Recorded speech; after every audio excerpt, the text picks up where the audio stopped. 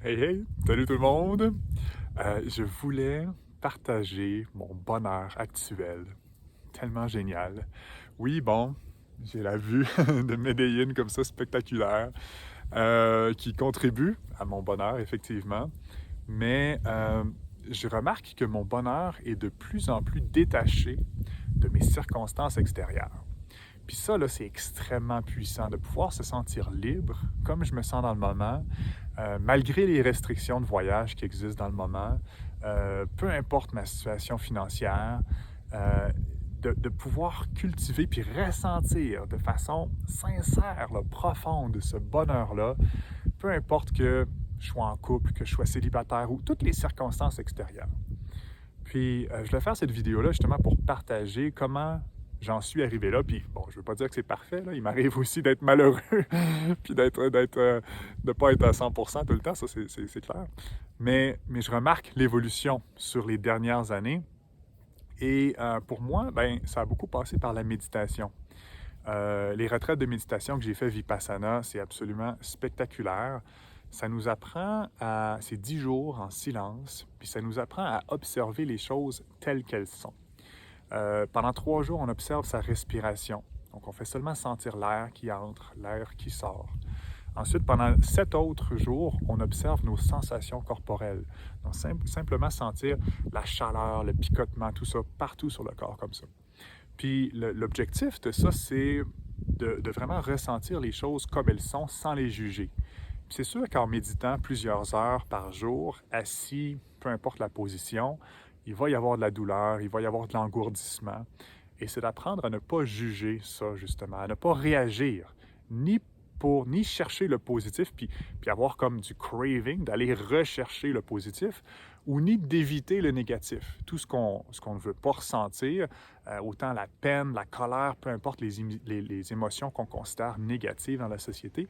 Donc, c'est de ne pas chercher à fuir ça, puis à ne pas vouloir les ressentir. Et plus on cultive ça, autant avec la méditation que dans ma vie de tous les jours, j'apprends à observer de plus en plus dans la neutralité.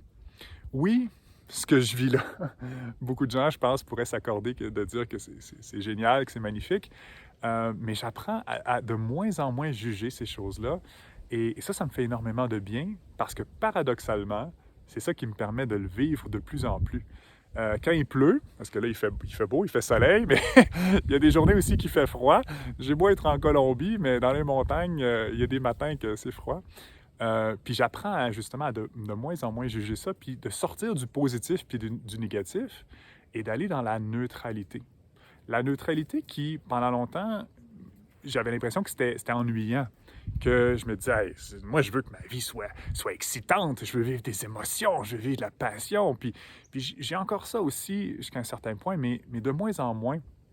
Et je prends conscience que j'aime beaucoup le parallèle que je fais avec, c'est comme l'océan. Tu peux vivre les tempêtes au-dessus de l'océan, comme la plupart des gens vivent leur vie, comme moi aussi je l'ai vécu beaucoup. Il y a de l'action, il y a de l'intensité. Quand ça monte, wow, c'est génial. Quand ça crash, oh non, c'est terrible.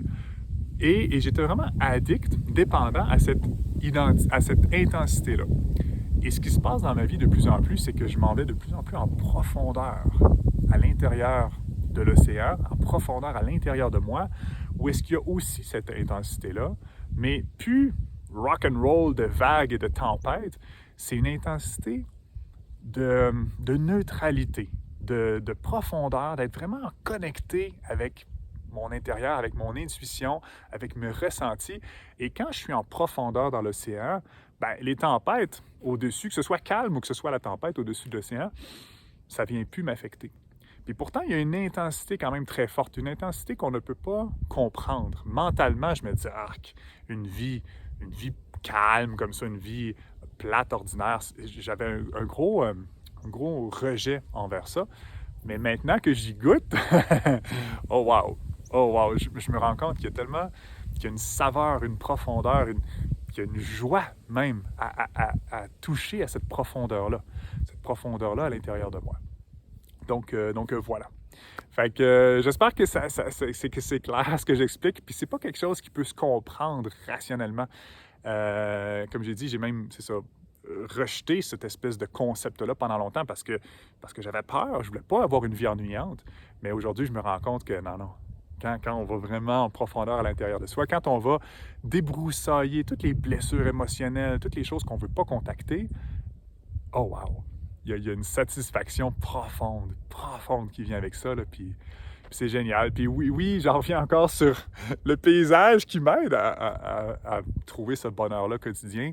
Mais même quand il pleut, même quand il y a plein de brouillard puis qu'on voit rien, ou même quand je dois changer de pays, j'étais au Mexique, j'ai dû changer de pays un peu malgré mon désir. Ça reste des situations positives quand même, ou neutres, en fait, comme je disais, parce que mon bonheur est de moins en moins dépendant de mes circonstances extérieures. Fait que, voilà, c'est ce que je voulais partager. Si quelqu'un aussi, si vous avez de l'intérêt pour la méditation, développer une discipline de méditation, je sais que moi, c'est quelque chose qui c'est un gros défi.